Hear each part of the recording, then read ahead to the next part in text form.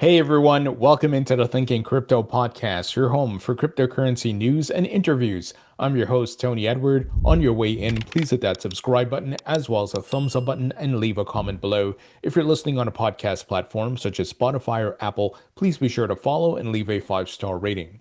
Well, folks, it is bloody out there. As they would say, there's blood in the streets because the markets are dumping right now. Bitcoin below $59,000, currently trading at $58,748. So, we've been talking about this over the past couple of months that we are, of course, in a bear market and we are in the bottom zone, based on different metrics. However, no one can call the exact bottom, as you can clearly see, right? The price can go down to 50K tomorrow or over the next week. We're just going to have to wait to see where we find the bottom. But the positive signs that we are seeing is that there is a bullish divergence forming on the weekly chart. And similar to the bottom in 2022, that bullish divergence with the RSI is ascending while the price is descending, but that doesn't last forever. It's probably going to, go down a little bit more, or maybe this is the bottom. And then we're going to see a bounce, right? Markets are cyclical. So we are, of course, in the depths of the bear market, and that's fine because we were in a bull market. I know the last bull market was a bit lackluster due to many different reasons, but we've covered that before.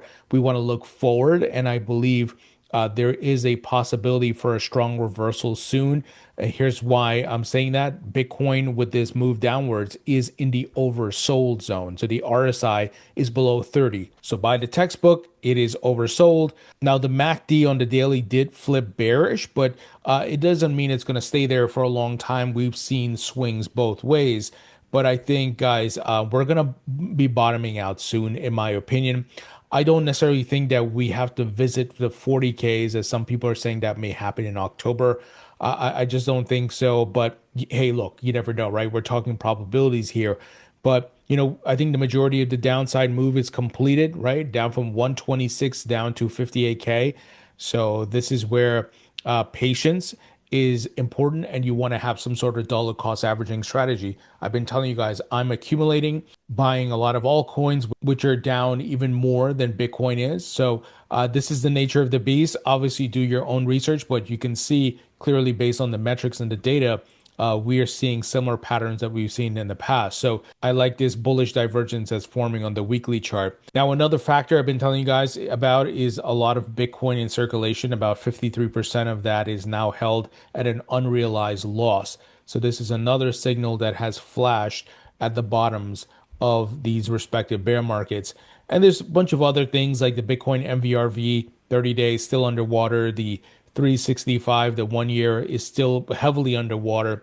So eventually these things start to reverse, right? They don't stay in that same position forever. So this is where we want to, again, to be patient. Now, with all of this downward price move and Bitcoin being oversold, it does set us up for some sort of short squeeze, potentially, not guaranteed, of course. Here's an article from CoinDesk talking about it, where it's highlighting that derivatives data is pointing towards a short-term relief rally. And the liquidation heat map shows a bulk of clustered liquidation risk above current prices, not below. That means that a move to the downside is unlikely to be amplified by a cascade of forced selling. The real danger is for those positioned short. So it's the same thing that happens, the inverse of what happens in a bull market, right? Where everybody gets super long and then they get liquidated. Same thing here. Everybody's super short because, oh, look, it's falling. Look at all the narratives. Michael Saylor, and we're going to talk about him in a bit. But and then the shorts start piling up, and then they get short squeezed, right? So this is why you don't use leverage, but you can certainly use it as a signal. Is there a lot of longs or shorts piling up, and that could be give you an idea of what may be coming next. Also, a quant fund says Bitcoin is near a major inflection point as rare on-chain signals align. So in a recent report, the hedge fund explained that 4 proprietary on-chain signals have aligned only 5 times during Bitcoin's 15-year history. Each previous occurrence marked a cycle bottom, although Sullivan cautioned that this time still lacks final technical confirmation. So again, it's what I've been saying. We're in the bottom zone, but it doesn't mean the bottom is exactly in, right? We're going to have to wait and see. Maybe it is, maybe, or maybe it still has more to go. Maybe Bitcoin needs to go to 54K or 50K, right? Here's a quote. We have literally checked every box.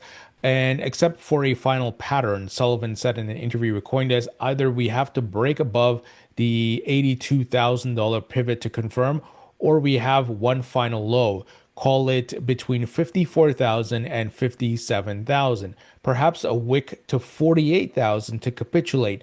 One of those two conditions we expect to happen in the next 90 days. So different signals are flashing here. It is just very hard to pinpoint the exact bottom, right? And I'm not even going to try to do that. And I know a lot of people who are smarter than me and who have been traders and so forth have tried and they have failed. Now, have they gotten certain things right? Sure, but no one has a crystal ball. This is where I like to call it the bottom zone, where I can start accumulating. And of course, you're going to see a lot of fear narratives out there, a lot of crazy stuff. I don't know how many of you were here for the 2022 bear market, but we had so many collapses, right? FTX was the major one. And look, a lot of people thought crypto wouldn't be able to survive that. We are in an entire different planet when it comes to crypto adoption, all the institutions here. So don't forget that, right? The market swings, the mainstream headlines will scare you, but don't forget the big boys are accumulating. They're buying, they're loading up, they're launching their services, and much more. Now, a big factor that is driving a lot of fear in the market is Michael Saylor Strategy, where their stretch instrument, which was pegged to $100, is now down to $75, right? So we know Michael Saylor is leveraged up, tons of debt. I've been critical of it for a very long time. I've given the example of a good, healthy way to add Bitcoin to your balance sheet, like what SpaceX Tesla did, and an unhealthy way, which is what Strategy is doing. And I don't want him to have any collapses and so forth because I think that would be detrimental for the market. But I look, things are not looking good for him, right? And look, a law firm has filed a class action lawsuit to investigate what the hell, Strategy has been doing, how they promoted these products like Scratch and much more. So Rosen Law Firm has launched a webpage allowing investors who purchase Strategy securities, MSTR, STRC, and much more, to join its prospective class action investigation with a single click. So the firm is investigating whether Strategy and its executives may have issued materially misleading statements to investors regarding the company's business, Bitcoin treasury strategy, profitability, and risks associated with its leveraged Bitcoin accumulation model. Needless to say, this is not good. And I don't know if this lawsuit has legs, but from the things I've seen Saylor post on X, and Amanda Withcroft, my co-host, and I have talked a lot about this in our water cooler series episodes, where we call this out and say Saylor is using AI slop to promote these products, and a lot of it is just really bad. And he has over the years told people to go mortgage their house and sell their kidney and all kinds of nonsense. And he recently lied by saying, I never said Strategy would sell our Bitcoin, right? And for years he was saying, don't sell your Bitcoin. We're not going to sell our Bitcoin. I did a video compilation of that, and I posted it on X. I posted it on YouTube as well. So it's pathetic. So I don't know what's going to happen here, but this is obviously not good.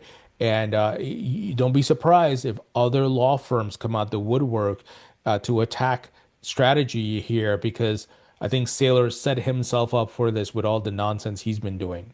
All right, moving ahead, financial giant SBI Holdings agrees to buy Japanese Bitcoin exchange Bitbank for $288 million. So SBI is a huge financial conglomerate in Japan.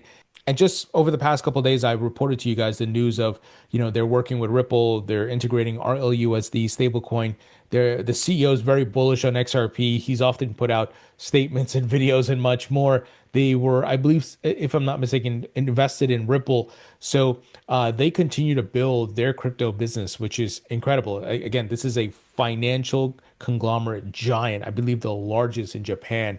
And they're getting involved in crypto in many different ways. So huge news here. We're going to continue to see more and more of this as these firms want to build out their arsenal of products and services as the market grows and they want to compete, right? Because crypto is not dead, despite the price action, despite the narratives. You're going to see people going to say, I sold all my XRP, I sold all my Bitcoin, it's over, right? Don't be surprised you can see those things, but look at what the institutions are doing. Do you think BlackRock and all these big players, Charles Schwab and much more, are launching Bitcoin ETFs and crypto ETFs and different financial instruments because all this is going to zero? Come on, guys. Come on. Wake up. Don't fall for the narratives, right? Don't fall for the BS. Always do your research. Watch what they do, not what they say. Don't forget that. Watch what they do. All right, folks. Quick word from our sponsor. This episode is brought to you by BitGo, the trusted infrastructure behind the digital asset economy.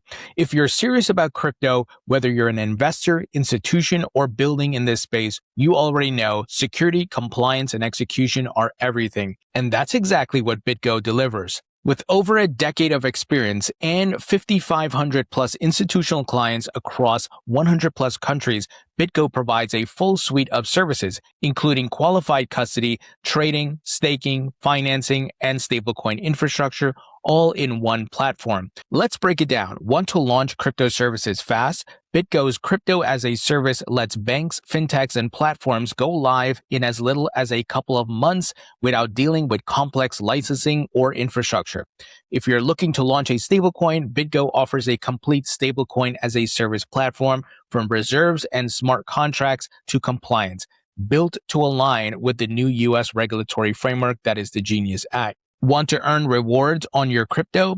BitGo runs one of the largest institutional staking platforms with tens of billions staked across 50 plus networks, all while your assets stay securely in qualified custody. Need deep liquidity and execution? Their trading platform aggregates liquidity across 30 plus venues, giving you better pricing and the ability to trade directly from custody. No pre-funding required for approved clients. And if you need capital, BitGo offers crypto-backed financing, so you can unlock liquidity without selling your assets. So here's the bottom line. BitGo is one of the first federally chartered digital asset infrastructure companies offering regulated, insured custody and a platform built for institutions, but accessible to forward-thinking players across the space. So whether you're scaling a fintech, managing a fund, or building the future of finance, BitGo gives you all the tools that you need to do this securely, compliantly, and at scale. So learn more at bitgo.com and see why the biggest players in crypto trust BitGo. All right, moving ahead. Asset management giant Invesco files for a tokenized fund targeting stablecoin reserve market. The $2.5 trillion asset manager deepens its blockchain push after taking over Superstate's tokenized money market fund as fund manager earlier this year. So all these big institutions, you name them, you go down the list, they're all getting involved with crypto, whether they're integrating stable coins, launching their own stable coin, tokenizing, right, different assets, launching crypto investment vehicles, and much more. So the firm filed with the SEC on Wednesday to register the Invesco stablecoin reserves on-chain fund, which will invest in cash and short-term U.S. Treasuries. The proposed portfolio aligns with the reserve requirements outlined in the Genius Act, the U.S. law governing payment stablecoins. So incredible. And folks, notice these players are building Genius Act compliant products, things they never did before. What do you think is going to happen once the Clarity Act passes, right? We're going to see incredible innovation and much more tokenization and all these things because the rules of the road will be clear. There will be no ambiguity. There will be no risk in a sense of the regulator coming after you because you're doing something that may not comply with the law, right? So this is why we need that Clarity Act passed, folks. And speaking of the Clarity Act, Eleanor Terrett is reporting that GOP lawmakers are racing to pass the Clarity Act before the August recess, driven by heightened political pressure and a tightening legislative window. So I reported to you guys that the House put a hearing on the calendar for July 17th for the Clarity Act. Plus, Senator Lummis said just yesterday that the bill will make its way to the Senate floor in July. That does not mean it's going to pass, but at least the ball is rolling and it seems to be there's some level of urgency. Not to mention the White House is putting pressure. You know, Patrick Witt, he obviously put a date of July 4th. I don't think that's going to happen, but nevertheless, we just need it to be done before the August recess because later this year is going to be a mess with the midterm elections. Things are going to get nasty, and I don't think anything's going to get done. You guys know how it is.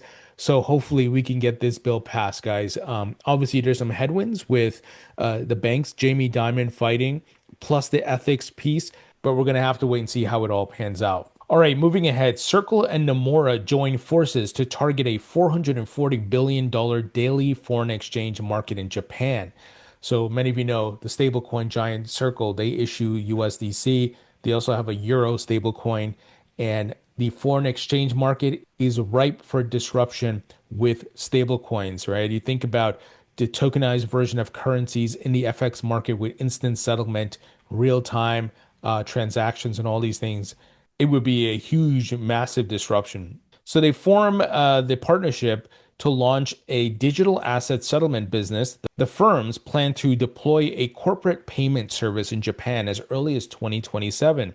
The agreement will let Japanese businesses exchange yen for USDC, Circle's US dollar backed stablecoin, according to an announcement first reported by the Nikkei. It says here the Circle stablecoin token can be used for cross-border supplier payments, transfers between overseas affiliates, and foreign exchange settlements. Guys, I hope you see what's coming. Despite the blood in the streets, the fear, the market being down in the dumps, the building still continues.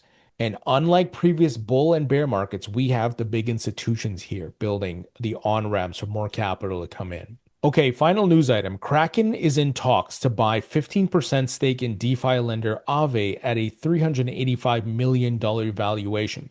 Aave is very big when it comes to DeFi, so this would be a smart move on Kraken's part. And they continue to expand their business and do acquisitions and expansions across the globe. And we know they are gearing up to do an IPO. So smart move on their part. They're adding as much as they can under their umbrella and getting ready, I think, for that very big valuation to have all these products under their umbrella, as mentioned. So a potential deal will see Kraken investing 35,000 Ether in return for 250,000 Aave tokens and a 15% common equity stake in Aave Group, according to a document seen by CoinDesk. Two sources with knowledge of the transaction said that Kraken is also looking to syndicate the deal, which is worth around $71 million. The people said, who spoke on condition of anonymity as the matter is private.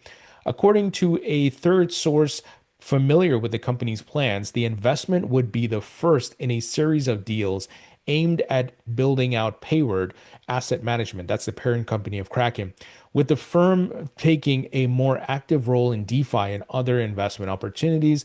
They have the capital to backstop it and partners around the table that want to fund these type of opportunities, the person said. Man, I think the Kraken IPO is going to be huge, and certainly one I will invest in. But many of you know I don't invest when these things go public because the stock pumps. You know, the people who have been insiders and had equity for a long time, they take their profits. I don't want to be exit liquidity.